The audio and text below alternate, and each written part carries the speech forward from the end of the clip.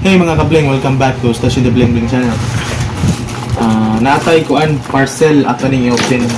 Kanani siya maintenance cartridge for Canon. Kanata natay i-replace na ni.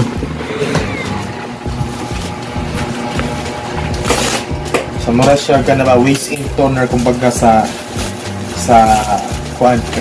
Epson sa Canon sa maintenance cartridge yan.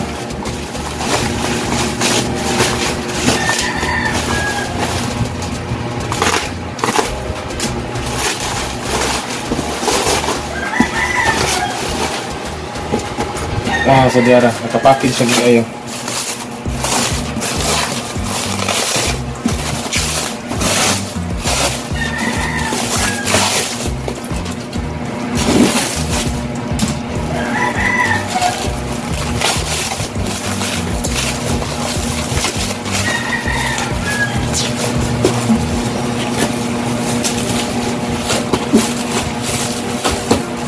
Yara MCGO2 maintenance cartridge. Ito lang yung open daan. Open lang na daan eh.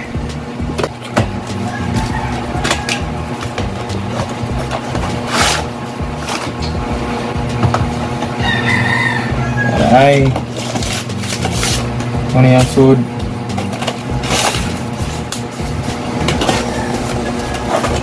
Mana?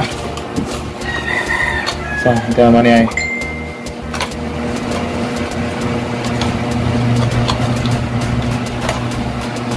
So okay. Mauna yung printer Canon Pixma G2020 ato sang iyon para makita dyan ninyo. So maintenance cartridge is full. Turn off the printer. So ano ra ka simple adto nga ikaw man mo i-off sa nato ang printer sa before nato tangtangon ni.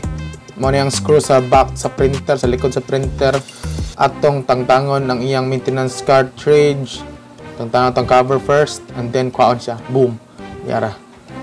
Mauto iyahang maintenance cartridge.